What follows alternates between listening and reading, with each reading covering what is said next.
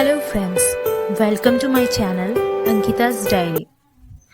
दोस्तों, मैं अंकिता चैटर्जी, एक सामान्य लेखिका जो अपने पिछले वीडियो के पार्ट में भारतीय साहित्य और रचनाओं के महान दिग्गज रचयिता महाकवि कालिदास के बारे में आलाप करते हुए उनके जीवन के समस्त विषय को लेकर शुरू से चर्चा के साथ जानकारी देते हुए हाजिर हुई थी।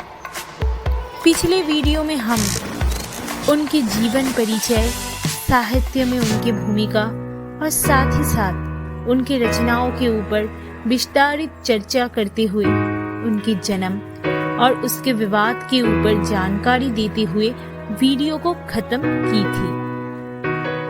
वीडियो ज्यादा बड़ा ना हो जाए, इसीलिए वीडियो के लेंथ को ध्यान में रखते हुए हमने वीडियो को पार्ट में बनाया है। आज के वीडियो में हम उनके जन्म के सारे विवादों को लेकर चर्चा आगे बढ़ाते हुए उनके विवाह और उनके विवाह की घटना के सारे तत्वों के साथ साथ आखिर तक वो कैसे अपनी पत्नी को ही गुरु मानकर एक अति मूर्ख से एक दिन विद्वान बनकर महान कवि और साहित्य सम्राट कालिदास बने, उनके जीवन की ये सारी घटनाओं को लेकर विस्तार में आज हम आपके समक्ष हाजिर होंगे। तो चलिए शुरू करते हैं आज के वीडियो। महान कवि कालिदास संस्कृत और भारतीय साहित्य के वो अद्वितीय कवि और रचयिता हैं जो अपने दूरदर्शी सोच और कल्याणकारी विचारों को रचनाओं में उतार के भारतीय प्राचीन साहित्य के भंडार को समृद्धि के शिखर में पहुंचाया है। पर इनके जन्म के समय और प्राचीन भारत में इनके जन्म का स्थान को लेकर काफी विवाद पाए जाते हैं। इनके जन्म का कोई सुस्पष्ट प्रमाण न होने के कारण इनके जन्म पहली सदी ईसा पूर्व से चौथी सदी ईसा पूर्व के बीच में हुआ ऐसा माना जाता है। मेघदूतम में उज्जैन के प्रति उनके विशेष प्रेम को देखते हुए बहुत विद्वान उन्हें उज्जैन के निवासी मानते हैं। साहित्यकारों ने ये भी सिद्ध करने की कोशिश की है कि वह उत्तराखंड के रुद्रप्रयाग जिला के भी हो सकते हैं। वही कुछ लोगों की ऐसा मान्यता है कि वह बिहार के मधुबनी जिला के हैं। साथ ही साथ कुछ पंडित के अनुसार उनके जन्म कश्मीर या कलिंग में भी हो सकता है। कथाओं के अनुसार कालिदास विक्रमादित्य के सभा में सभा कवि थे। कालिदास शारीरिक रूप से जैसे बहुत ही सुंदर थे, वैसे ही सम्राट विक्रमादित्य के दरबार के नवरत्नों में एक नवरत्न भी थे। कालिदास के प्रारंभिक जीवन में वो अनपढ़ और मूर्ख थे। कालिदास के विवाह विद्योत्मा नाम की एक विदुषी राजकुमारी के साथ हुई थी। उनके शादी को लेकर एक प्रचलित कहानी भी है। ऐसा कहा जाता है कि विद्योत्मा बहुत ही ज्ञानी और विद्वान थी और उसने प्रतिज्ञा की थी कि जो कोई उसे शास्त्रार्थ में हरा देगा वह उसी से ही शादी करेगी। पर जब विद्योत्मा ने सारे विद्वानों को शास्त्रार्थ में हरा दिया तो हार को अपमान समझकर विद्वानों ने बदला लेने के लिए विद्योत्मा का विवाह कोई महामूर्ख व्यक्ति के साथ करने का निश्चय किया और वो लोग उस महामूर्ख व्यक्ति को ढूंढने निकल पड़े। चलते चलते विद्वानों को एक पेड़ दिखाई दिया जहाँ पर एक व्यक्ति जिस डाल पर बैठा था उस डाल को ही काट रहा था। इस दृश्य को देखकर विद्वानों को लगा कि इससे बड़ा मूर्ख तो कोई मिलेगा ही नहीं। तो ये सोचकर उन लोगों ने राजकुमारी से उस मूर्ख व्यक्ति का शादी का सोच लिया और इसके बाद उन लोगों ने राजकुमारी से विवाह का प्रलोभन दिखाकर पहले उस मूर्ख व्यक्ति को नीचे उतारा और फिर कहा कि मौन धारण कर लो और जो हम कहे बस वही करना। इसके बाद विद्वानों ने उस मूर्ख व्यक्ति को अपना गुरुजी बनाकर उसके वेश बदल करके राजकुमारी के समक्ष उपस्थित किया। उन लोगों ने राजकुमारी को बताया कि उनके गुरुजी अभी मौन व्रती हैं और इसीलिए वो हाथ से संकेत करके ही सारे जवाब देंगे। इसके बाद शास्त्रार्थ शुरू हुआ।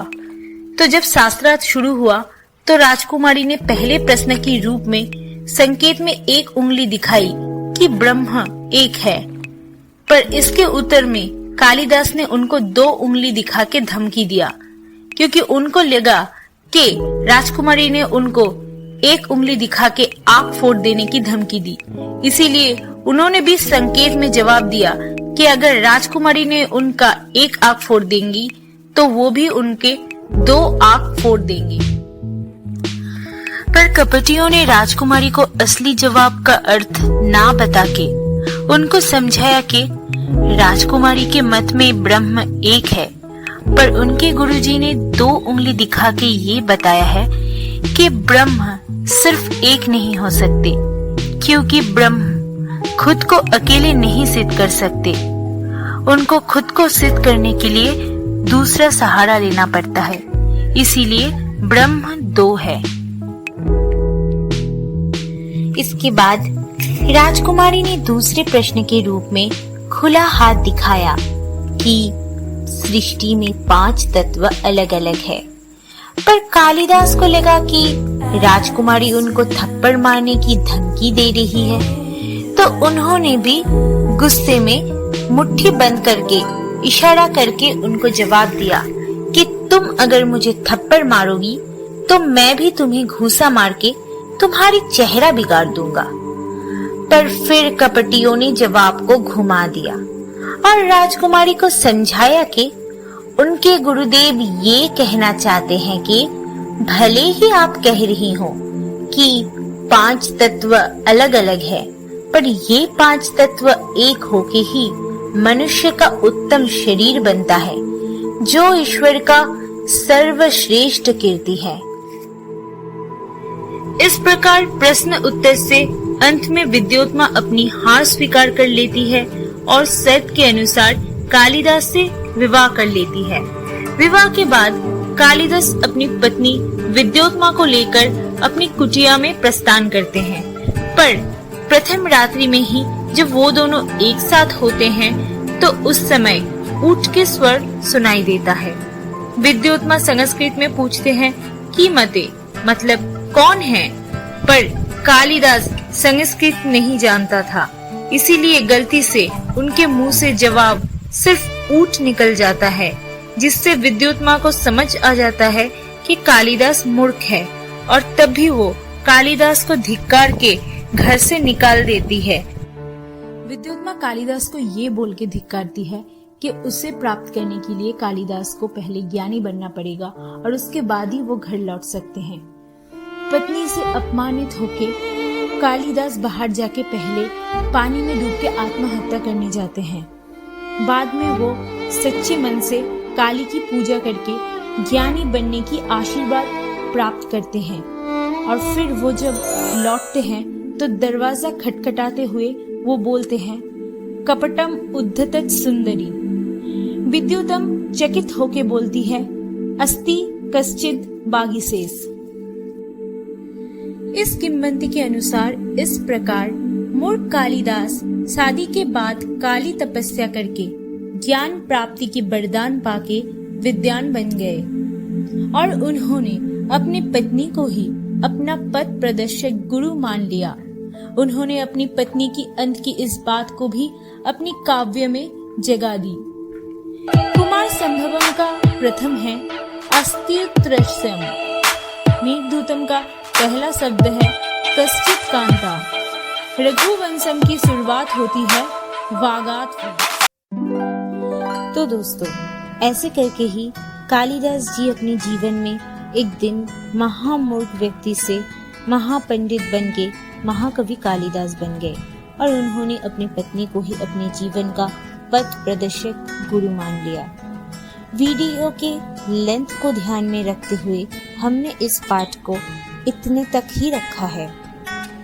नेक्स्ट पार्ट में हम कालिदास जी के 10 अननोन फैक्ट्स को लेकर बात करेंगे, और उनको लेकर हमारे पिछले वीडियो के पार्ट का लिंक भी हमने डिस्क्रिप्शन बॉक्स में डाल दिया है, आप वहां से क्लिक करके पहला पार्ट को भी देख सकते हैं। तो अगर आपको मेरी इस वीडियो अच्छा लगा हो तो मेरे वीडियो को लाइक, शेयर एंड सब्सक्राइब करना मत भूलिएगा।